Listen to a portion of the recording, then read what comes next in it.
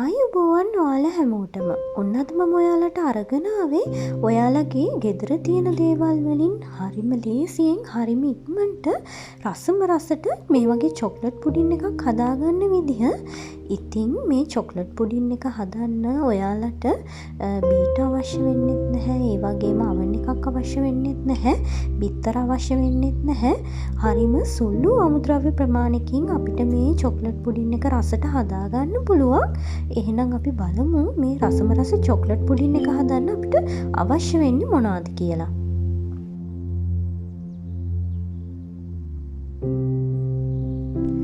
මම මෙතන ජෙලටින් තේ හැඳි 2ක් අරගෙන තියෙනවා. ඒ වගේම වතුර මේස් හැඳි 4ක් අරගෙන තියෙනවා. මේ අරන් තියෙන්නේ ඇල් වතුර. මම දැන් මේ වගේ ජෙලටින් ටික මේ ඇල් වතුර මේස් හැඳි 4ට දාගන්නවා. දාගෙන ජෙලටින් ටික හොඳට දිය වෙනකම් මේ වගේ හැන්දකින් කලවම් කරගන්නවා. මේ වගේ හොඳට ජෙලටින් ටික දිය කරගෙන මේ ජෙලටින් ටික මම පැත්තකින් අරන් තියෙනවා විනාඩි 5ක් විතර. ඒ අතරතුරේ මම මෙතන ඩාර්ක් චොක්ලට් අරගෙන තිනවා ග්‍රෑම් 40ක් වගේ. ඔයාලට ඩාර්ක් චොක්ලට් නැත්නම් මිල්ක් චොක්ලට් එකක් ගන්න පුළුවන්. මම දැන් මේ වගේ මේ ඩාර්ක් චොක්ලට් එක හීනි කෑලි හිටින්න මේ වගේ කපා ගන්නවා. ඔයාලට මේ පුඩින් එක හදන්න ඩාර්ක් චොක්ලට්, මිල්ක් චොක්ලට් එහෙම නැත්නම් කුකින් චොක්ලට් උනත් ගන්න පුළුවන්. ඒ කිසිම දෙයක් නැත්නම් ඔයාලට මම මේකේ සඳහන් කරලා තියෙන කොකෝවා පවුඩර් මේස හැන්දට අමතරව තවත් කොකෝවා පවුඩර් මේස හැඳි 2ක් එකතු කරගන්න පුළුවන්. මම දැන් වෙනම මේ වගේ භාජනයක් අරගෙන ඒකට මම කිරි මිලිලීටර් 250ක් එකතු කරගන්නවා. ඔයාලා ගාව පිටිකිරි නම් තියෙන්නේ උණු වතුර මිලිලීටර් 250ක් අරගෙන ඒකට පිටිකිරි මේස හැඳි 2ක් වගේ දාලා හොඳට දිය කරලා උකු මිශ්‍රණයක් හදාගන්න.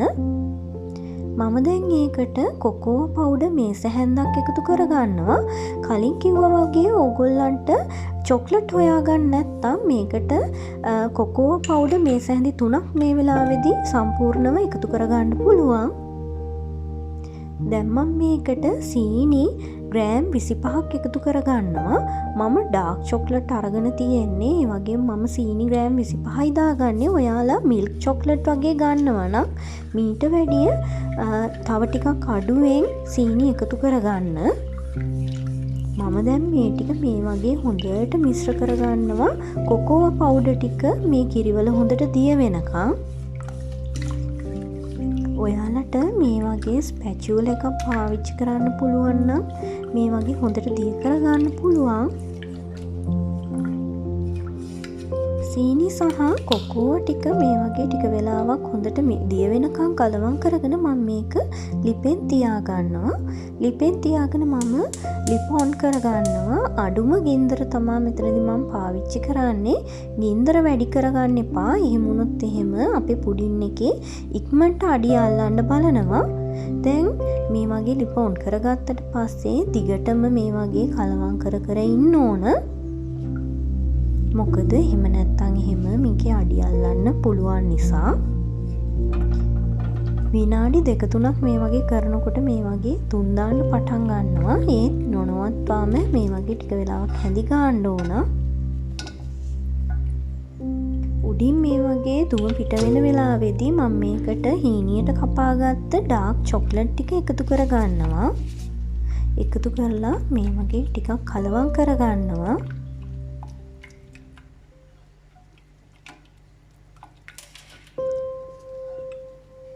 ඊළඟට මම මේකට වතුර දිය කරගෙන තියාගත්තු ජෙලටින් ටික එකතු කරගන්නවා.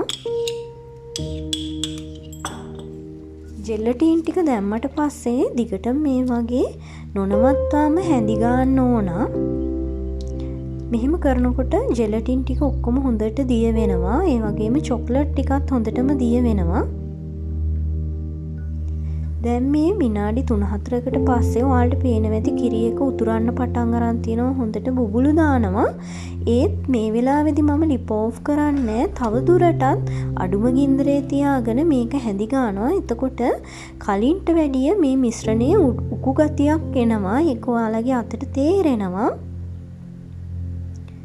මිශ්‍රණය ටික වෙලාවක් යනකොට මේ වගේ උකු මට්ටමට පත් වුණාට පස්සේ තමයි මම ලිප් ඕෆ් කරගන්නේ. මම දැන් පුඩින් එක මේ වගේ ඇලුමීනියම් කන්ටේනර් එකකට දාගන්නවා. ඔයාලට තියෙනවා නම් මේ වෙනුවට වීදුරු භාජනයක් හරි නැත්නම් ඇලුමීනියම් බෝල් එකක් හරි පාවිච්චි කරන්න පුළුවන්. ප්ලාස්ටික් පාවිච්චි කරන්න එපා. දැන් මෙහෙමම මම මේක පැත්තකින් තියලා තියෙනවා. මේකේ රස්නේ ගතිය යනකම්. මේකේ රස්නේ ගතිය හොඳටම අඩු වුණාට පස්සේ මේක උඩින් කවර් කරලා මම ෆ්‍රිජ් එකේ යට තට්ටුවේ පැය 2ක් විතර දාලා හොඳට සෙට් වෙනකම් මේ පුඩින් එක තියා ගන්නවා. මේ තියෙන්නේ මම පැය 2ක් සෙට් වෙන්න තියාගත්ත පුඩින් එක. මම මේක අනිත් පැත්ත හරවගෙන තියෙනවා. ඔයාලට අනිත් පැත්ත හරව ගන්න මේ වෙලාවේදී අපහසු නම් දාරේ වටේ හිමීට පිහිතුඩක් යවලා බුරුල් කරගෙන ඊට පස්සේ පොඩ්ඩ වෙලාවක් මේක උණු වතුර එක වගේ ගිල්ලලා තියලා භාජනය පිටින් එළියට අරගෙන ඊට පස්සේ අනිත් පැත්ත හරව ගන්න පුළුවන්. එතකොට හරිම ලේසියෙන් අපිට ගලව ගන්න පුළුවන්. මම දැන් මේ වගේ චොක්ලට් ස්ප්‍රින්කල්ස් ටිකක් දාලා මේක උඩින් සරස ගන්නවා ලස්සනට. ඔයාලට තියෙනවා නම් මේ වගේ චොක්ලට් ස්ප්‍රින්කල්ස් හරි නැත්නම් රටකජු ටිකක් හරි දාලා ලස්සනට සරස ගන්න පුළුවන්. එහෙම නැත්නම් ඔයාලා කැමති නම් උඩින් විපින් ක්‍රීම් හරි එහෙම නැත්නම් චොක්ලට් සෝස් එකක් හරි දාලා මේක පිළිගන්නන්න පුළුවන්. මේ බලන්න දැන් මේ මම ඔයාලට කෑලි කපලා පෙන්නන්නේ. බලන්න මේක කොච්චර සොෆ්ට් එකට තියෙන පුඩින් එකක්ද කියලා. ඔයාලට කැමති නම් මේ පුඩින් එක සෙට් කරගන්න මේ වගේ ලොකු කන්ටේනර් එකකට දාගන්න නැතුව ඔයාලා ගාව තියෙනවා නම් පුඩින් කප්ස් වගේ දේවල් ඒවට දාගෙන උනත් මේක සෙට් කරගන්න පුළුවන්.